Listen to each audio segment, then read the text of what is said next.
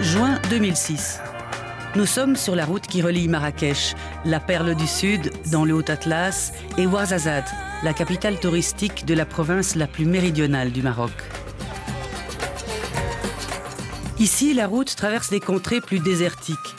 Le massif de l'Atlas dessine une frontière nette entre le climat humide des régions les plus au nord de l'Afrique de l'Ouest et l'extrême aridité du Sahara.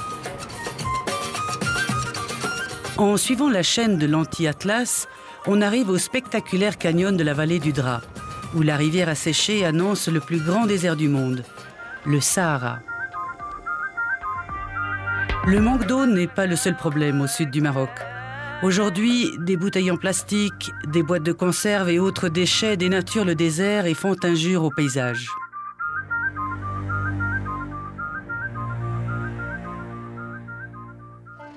Mohamed El Ghezlan, la dernière oasis encore intacte du sud du Maroc.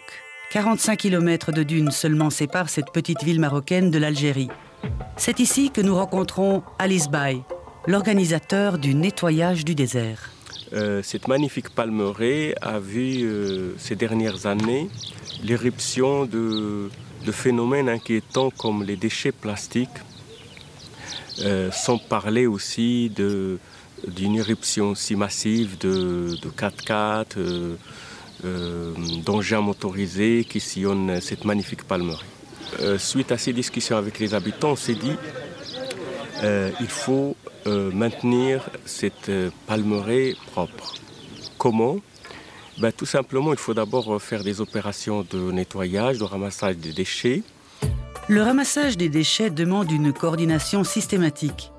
Tôt le matin, à 6 heures, 200 bénévoles du village se retrouvent à l'association Zaïla pour s'attaquer au nettoyage. Adultes et jeunes sont répartis dans les groupes de travail. En contrepartie d'une rémunération modeste, les villageois, à l'aide de bêtes de somme et de machines rudimentaires, vont passer les 3 prochains jours à ramasser les déchets dans et autour de Mohamed. Ces sacs plastiques, vieux papiers, lambeaux de tissu, morceaux de métal et de verre ont en partie été jetés par les villageois eux-mêmes. Mais le tourisme aussi laisse des traces. Une fois par an, les déchets sont donc ramassés avant qu'ils ne provoquent des dégâts considérables sur les hommes et les animaux.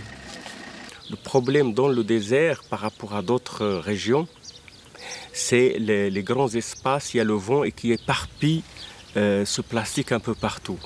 Alors d'abord, ça choque au niveau de l'environnement, donc de la beauté du désert, et surtout, ça empoisonne cet environnement naturel, c'est-à-dire les chèvres risquent de manger des plastiques éparpillés. Je crois qu'on a une scène aussi d'animaux qui essayent de trier quelque chose à travers le plastique. Bref, ça c'est quelque chose d'inquiétant. Et je dirais qu'on a voulu montrer ici que la population, quand elle est consciente de ce problème, peut elle-même le prendre en main et peut-être éliminer certains aspects. Mohamed est la porte du désert. Cette petite ville, avec ses maisons de terre et ses casbahs, était autrefois un point de ralliement pour les nomades et les caravanes.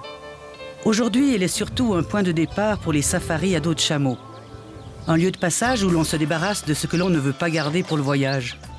Ceux qui restent ici vivent avec les rebuts des voyageurs et en remplissent quantité de sacs à ordures.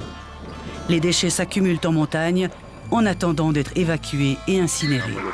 Ici, on a donc ces sacs en plastique.